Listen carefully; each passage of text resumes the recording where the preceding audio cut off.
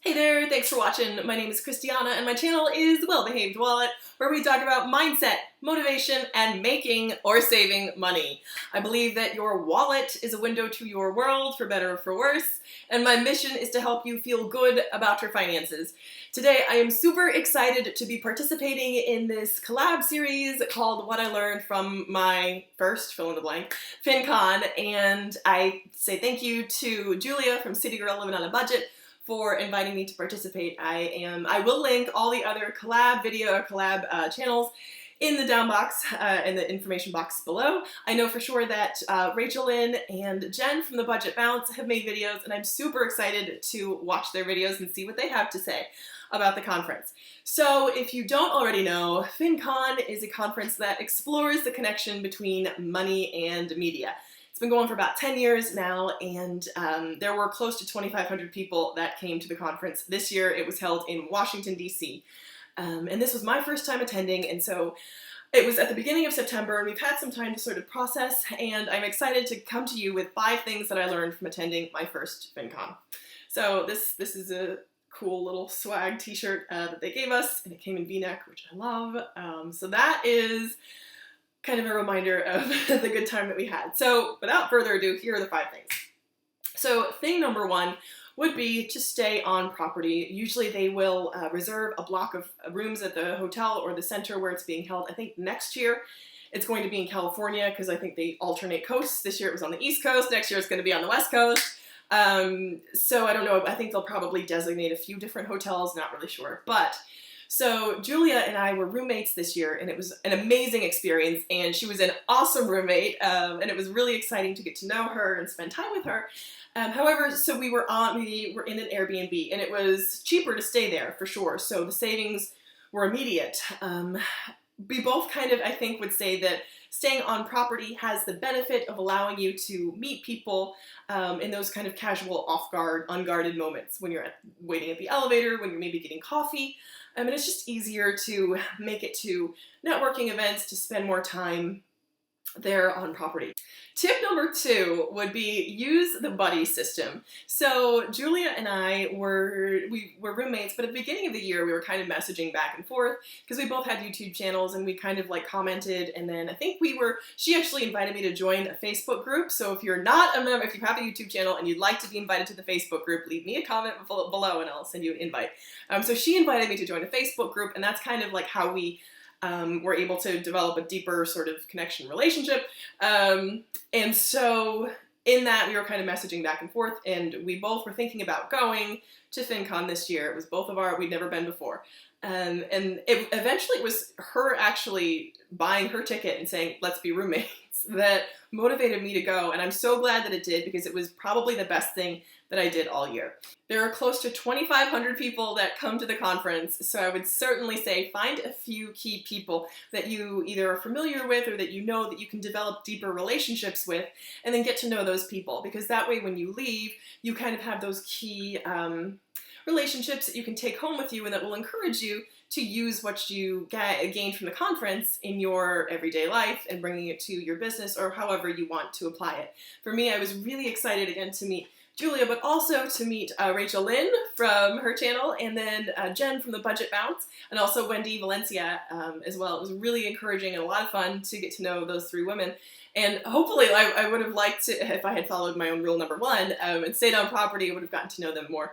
But I was really excited to spend the time that I did with them. Tip number 3 is to talk to people. Now this can be kind of a hit or miss for me, because I love learning new things and getting to know people, but sometimes it can be a challenge to like actually put myself out there and to introduce myself, to get to know new people, to kind of put myself out there.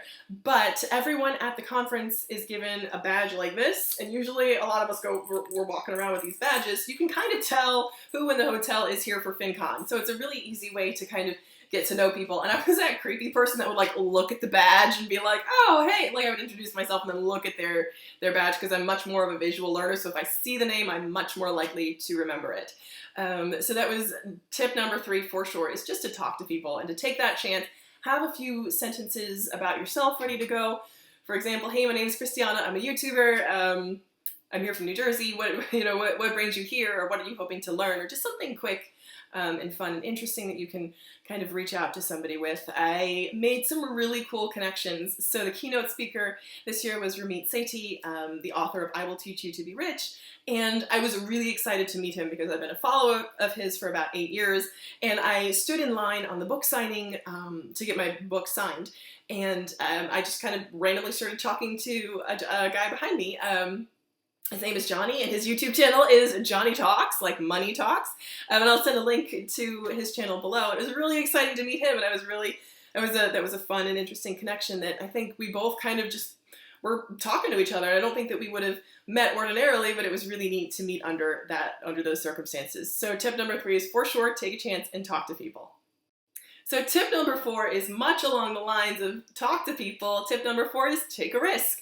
Do something that might be a little bit out of your norm. So for me, I felt like because it was such a fun and exciting atmosphere, it's a really sort of lively, it feels like a party, like a giant party with lots of fun things to do and people to meet.